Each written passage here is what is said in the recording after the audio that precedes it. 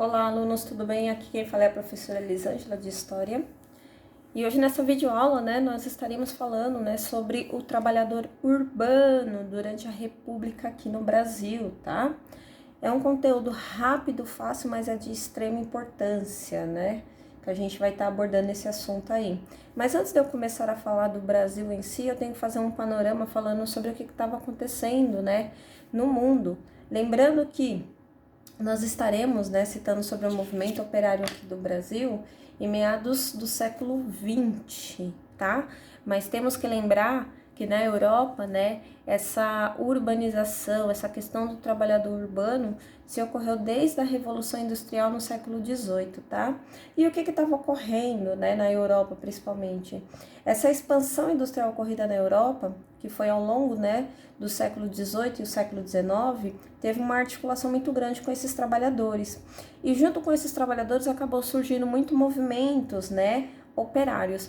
Até porque a gente já falando em sala de aula e outras videoaulas que eu já citei para vocês, os trabalhadores eles não tinham qualquer direitos, tipo salário mínimo, eles trabalhavam aí em torno de 16 a 18 horas por dia, não tinha férias remuneradas, trabalhava de domingo a domingo, se ficou doente era mandado embora, então eles não tinham qualquer tipo de direito, e isso acabou trazendo uma insatisfação muito grande dessas massas, E aí, muito por conta do livro do Marx, que era chamado Manifesto Comunista, ele começou a difundir algo que é chamado de internacionalismo, que nada era mais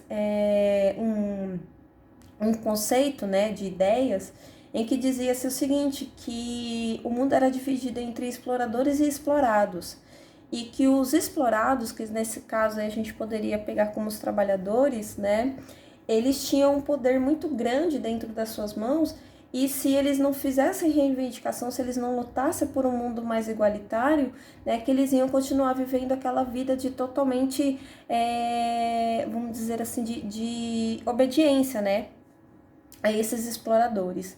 Então esse movimento, ele vai acabar se espalhando aí, principalmente entre os povos italianos e alemães, e vai acabar trazendo, esses ideais aqui para o Brasil, E de que forma que esses ideais vão acabar chegando aqui no Brasil, Com esses imigrantes, com essa mão de obra abundante que está chegando aqui no nosso território para trabalhar nessa industrialização, tá?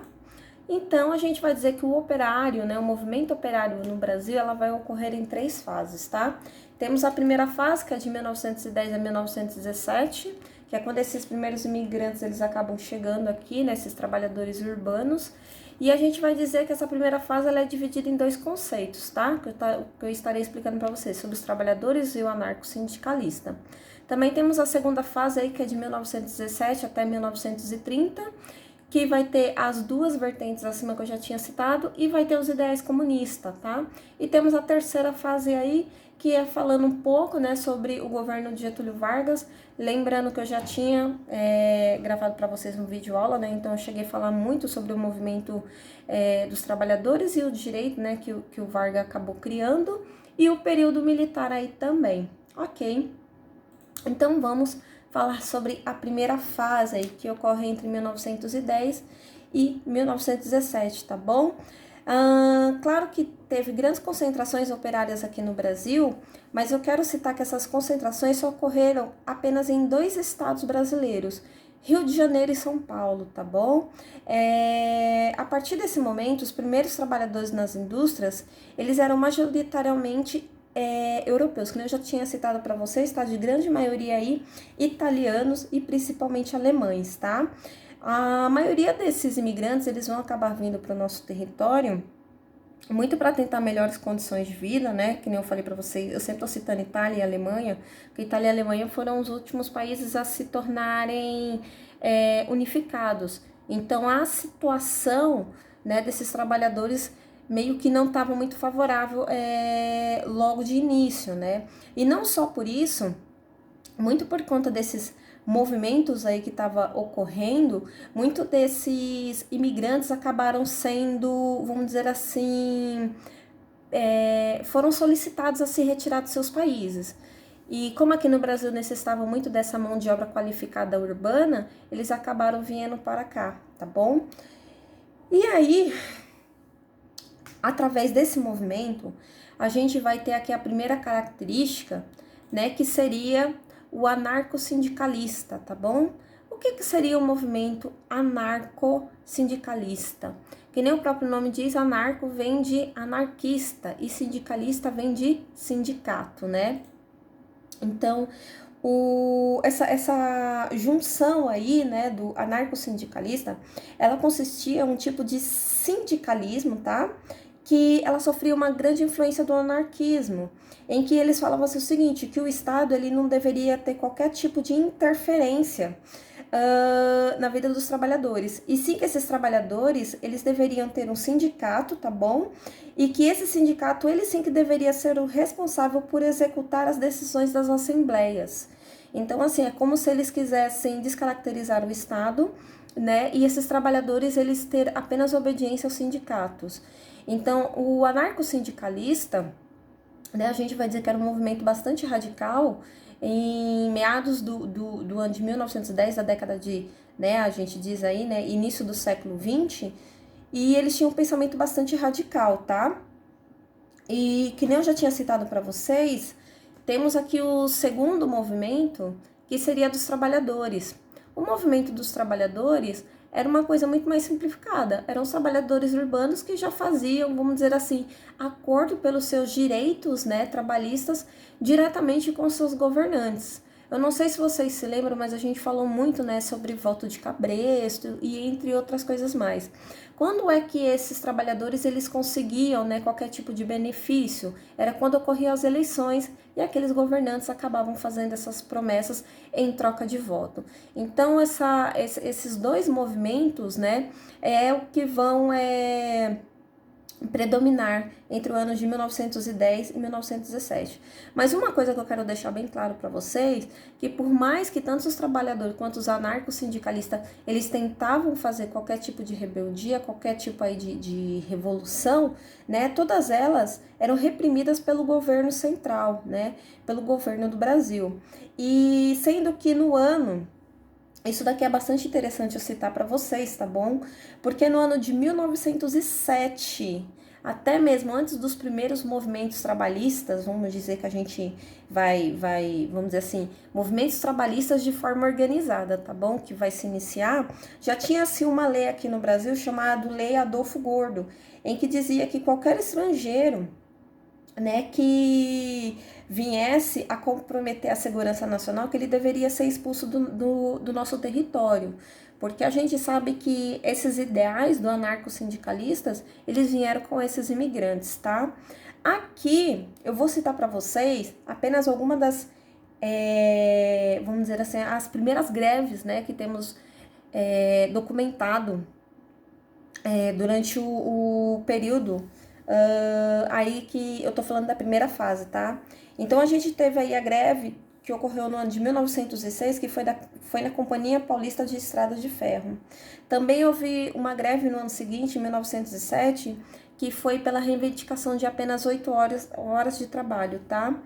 E claro que vai ocorrer outras revoltas aí, né? Mas aí, no caso, entraria na segunda e na terceira fase que eu já vou estar citando para vocês. Aqui eu peguei essa imagem que eu achei bastante simbólica, tá? Vocês podem observar aqui que tem pessoas adultas, crianças, né? Aqui em frente uma fábrica e você vê a forma aqui, né? Como é que eles estão, vamos dizer assim, sobrevivendo, né? Até porque durante esse período era muito comum, né? Você ter mão de obra infantil, né? Você não ter essa característica, né, entre adulto e criança, nem nada disso. Então, né, eu achei essa foto aqui bastante interessante, porque eu acho que representa bem essa primeira fase aí, tá? Vamos aqui então para a segunda fase. A segunda fase, eu digo para vocês que a primeira foi para tentar organizar, né, as formas de pensamento. A segunda fase eu acho que ela veio para concretizar isso daí, né? E que nem eu já disse para vocês, né, continua os mesmos movimentos, né, dos trabalhadores, do anarco-sindicalista, só que aqui vai se destacar um que é o comunismo, né? Que nem vocês conseguem observar que no ano de 1907, lá na Europa, né, principalmente com a Rússia, a Rússia ela conseguiu, através da Revolução, se transformar em socialista. E a partir desse momento, né, esse pensamento comunista, ele começou a se expandir, né, por vários territórios aí, né, até que a gente consegue observar como assim os trabalhadores conseguiram tomar o poder para si. Então, assim, esse movimento comunista, ele vai trazer bastante destaque, né, para esse tipo de pensamento. Aqui no Brasil, uma coisa eu quero deixar bem clara, esse movimento, ele pode estar recebendo o nome de movimento comunista ou o nome de movimento maximalista, né? Por que esse nome pode receber de maximalistas? Porque esses anarquistas, né, um grupo desses anarquistas, eles começaram a defender os pensamentos de Lenin e principalmente também os bolcheviques. E por esse motivo eles acabaram sendo chamados de maximalistas, tá? Porque no processo da Revolução Russa, os bolcheviques, eles eram nada mais do que partidários de um programa máximo, tá bom? De mudança. Então, eles queriam ter aquela mudança brusca, aquela mudança máxima, né? Então, ao passo que os mencheviques, eles queriam uma mudança, mas era mínima. Então, por esses anarquistas, eles serem apoiadores dos pensamentos bolcheviques, eles eram chamados de maximalistas, né? Querer essa mudança brusca. Tá bom? Até então, essas divisões e disputa no interior do movimento do operariado, né, que ocorria aqui no Brasil, era principalmente entre anarco-sindicalista e trabalhista. Uma coisa que eu quero deixar bem claro para vocês é que os trabalhadores e os anarco-sindicalistas, ao invés de tentarem se organizar para tentar conseguir qualquer tipo de benefício mútuo, não, era cada um por si, né? E quando acaba criando, né, essa entrada aí do maximalista, ou nesse caso o comunismo, né, vamos dizer aí, que acaba entrando em cena, o movimento anarco-sindicalista, ele acaba, vamos dizer assim, enfraquecendo, né, e o movimento comunista, ele acaba se tendo um papel de maior destaque, né, até porque ele acreditava, isso daqui é bastante importante eu citar para vocês, né, que tinha sim, né, que haver tipo de formas, mas que deveria ser de uma forma organizada, né, não deveria anular qualquer tipo de influência que o Estado tinha, né, dentro, mas sim fazer com que o Estado ele fosse comandado pelos trabalhadores. Vai ser durante esse período que no dia 25 de março do ano de 1922 que vai acabar surgindo o Partido Comunista Brasileiro, que é o PCB, tá? Que vai ser um partido aí que ele vai estar bastante atuante nesse pensamento comunista, tá? Então, aqui a gente vê que nessa segunda fase nós tivemos 3 momentos, né? O trabalhista, o anarco-sindicalista e o comunista. Mas lembrando que o anarco-sindicalista, ele vai acabar enfraquecendo mais, tá? Uma coisa que eu quero citar novamente, tanto na primeira fase quanto na segunda fase, todos esses movimentos, né, dos trabalhadores, eles sempre vão ser reprimidos, tá, pelo governo central.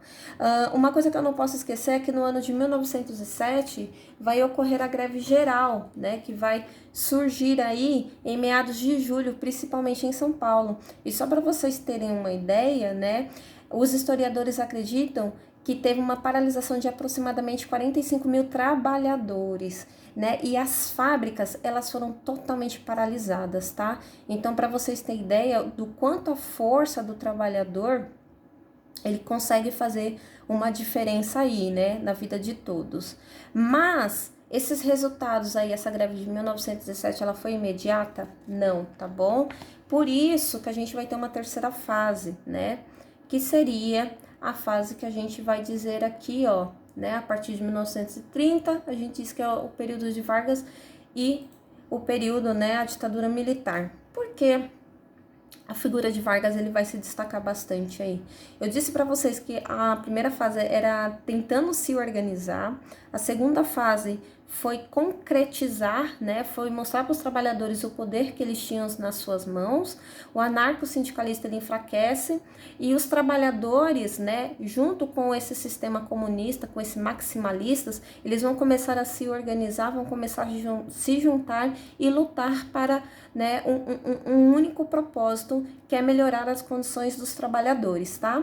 Então, essa terceira fase, eu digo assim que ela veio para trazer os benefícios, né, para esses trabalhadores que eles já vêm lutando aí desde meados de 1910, tá? E só vieram conseguir essas, vamos dizer assim, benfeitorias no governo de Vargas, mas a gente não pode esquecer de falar sobre o período militar, que eu já vou estar emendando aqui para vocês, tá? Com a ascensão de Vargas, né, que nem eu já tinha citado para vocês na videoaula anteriores, né, vai começar a ser aprovada uma legislação trabalhista, né? Então, isso daqui vai ser algo bastante importante, porque a gente começa a observar que o movimento operariado comunista, ele vai começar a ter uma pequena vitória aí, tá? E o Getúlio Vargas, ele vai acabar criando alguns pontos aí que merecem bastante destaque, que nesse caso seria a criação do Ministério do Trabalho, da Indústria e do Comércio, a garantia da organização sindical, tá? Então, tanto os patrões quanto os trabalhadores, eles devem ter o seu sindicato, tá? A criação da carteira de trabalho, a carteira de trabalho nada mais era do que um registro, né, daquele trabalhador, mostrando se ele era ou não um bom funcionário. Isso daí é bastante interessante citar para vocês, que no governo de Vargas, né, a carteira de trabalho, ela era praticamente o histórico, né? Se você ficou muitos anos numa empresa, é porque você é um bom trabalhador. Se você ficou pouco tempo, quer dizer que você é um trabalhador problema. E isso é algo que eu acho bastante interessante, que até hoje, né, permanece enraizado, né, na mentalidade dos trabalhadores nos dias atuais, né? Você pode perguntar para qualquer trabalhador que o medo dele é sujar a carteira, né? O que é sujar a carteira? Você tem um registro de pouco tempo, isso quer dizer que você não foi um bom funcionário. Outra coisa também que ele vai acabar criando vai ser a jornada, né, de 8 horas diária. Ele também vai dar o descanso, né, remunerado. Então, uma pessoa que trabalha de segunda a sexta, sábado e domingo, ela recebe, né, porque esse dia de descanso é remunerado também. O direito ao período das férias, tá? Ele também vai criar o salário mínimo. Então, vamos lá, que nem a gente pega aí o salário mínimo, R$ 1.050. Qualquer emprego você não pode pagar menos do que um salário mínimo, tá bom? Outra coisa também que ele vai acabar criando vai ser o Instituto de Pensão e Previdência Social. Até naquele período as pessoas não tinham esse negócio de pensão, não tinha esse negócio de aposentadoria, e ele vai ter essa preocupação de acabar fazendo, né, essa previdência social. Além disso, ele vai acabar regularizando também, né, o trabalho de mulheres e o trabalho também de menores, tá? Claro que Getúlio Vargas ele vai fazer isso daí porque ele pensa no povo trabalhador. Ah, claro, sim, né, gente? Mas também não podemos esquecer, né, que ele fazer isso daí também era uma forma de tentar conter, né, aquelas greves que estavam ocorrendo, e não só por esse motivo, mas fazer com que ele tenha um eleitorado fiel para que pudesse, né, apoiar o seu governo ali. Durante o governo dele, que eu já tinha citado para vocês, né, na videoaula, ocorreu uma coisinha chamada intentona comunista, né, que vai dizer quando os comunistas eles vão tentar dar um golpe de Estado no Getúlio Vargas, e ele vai acabar, né, com esse movimento, e aí sim a gente começa a observar que, né, o governo dele vai ter uma característica um pouco mais autoritário, mas mesmo assim, né, ele não retira qualquer direito dos trabalhadores, e ele vai ter essa, vamos dizer assim, essa mentalidade de saber a importância, né? Até porque como o Brasil estava se industrializando, ele precisava, né, desses trabalhadores. Então, por esse motivo, ele vai continuar, né? E grande parte dessa legislação que ele criou permanece até os dias atuais. Ok? Por coincidência, eu peguei essa imagem que eu achei bastante simbólica, né? O dia 1º de maio, muita gente acha que é o dia trabalhador. Não é o dia trabalhador, é o dia do trabalho, tá bom? Getúlio Vargas, isso daqui é algo bastante interessante porque ele sempre quis deixar bem claro, né? Que a valorização é do trabalho e não do trabalhador.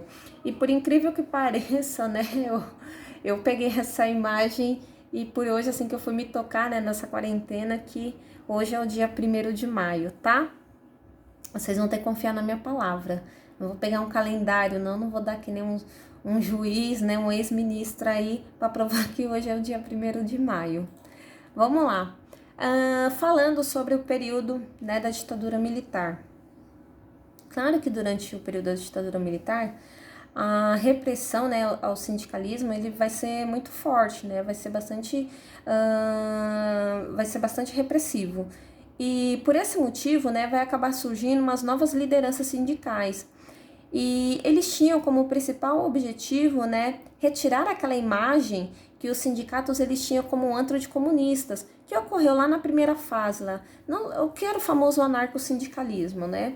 E essas novas lideranças, eles queriam mostrar que eles não estavam interessados em política, mas sim eles estavam preocupados com a classe trabalhadora, né, com as melhores condições de vida desses trabalhadores.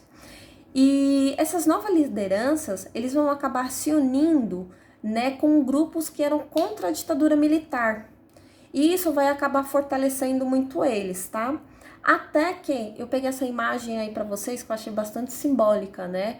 Porque um dos motivos que esses sindicalistas eles conseguiram para tentar diminuir ou acabar, não, diminuir não, literalmente acabar, né, com a ditadura militar e ter um pouco mais de representatividade no governo, né, ter os seus direitos totalmente, vamos dizer assim, colocados na Constituição, né, e eles começaram a fazer algo que a gente já está vindo estudando desde 1900, ou melhor, desde 1906, que foi o quê? Se organizar para fazer greves, né?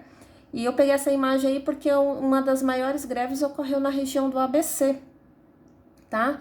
Então essas greves, elas passaram a ter uma importância cada vez mais, né? Especialmente nos setores de ponta da indústria metalúrgica, que nem eu citei para vocês aí, né? Na região principalmente do ABC. E aos poucos essas greves elas se estenderam para outros setores econômicos e região do país. Então começou com a metalurgia, essas greves, mas elas acabou se espalhando, né? Então pessoas que trabalhavam com malharia, né, com outros setores aí, né, industriais, acabaram também se juntando a essas greves aí durante o período da ditadura militar, tá? Claro, gente, que temos que levar em consideração, tá? Que esse contexto, né, que estava ocorrendo no período da ditadura militar, a crise econômica, desgaste político, né, um governo totalmente autoritário e essas greves acabaram fazendo que o regime, no ano de 1985, ele fosse terminado, né? A gente diz aí que em 1985 a gente retoma a nossa democracia. E conforme começa a ter esse processo de abertura, né, processo de abertura política, muitos, né, desses, vamos dizer assim, desses sindicalistas aí, né, eles começaram a ver a oportunidade de criar o que a gente conhece como partido político. E quando eu falo assim, esses sindicalistas, eu não tô dizendo só esses personagens, mas eu tô falando muitas pessoas, né, que tinham esses ideários comunistas, começaram a ver nessa reabertura aí, né, da democracia, como uma forma de subir ao poder e fazer uma representação maior, né, dessa classe trabalhadora, dessa classe aí do operariado, tá bom? E alguns partidos políticos vão acabar surgindo aí com essa característica, né, comunista que a gente diz.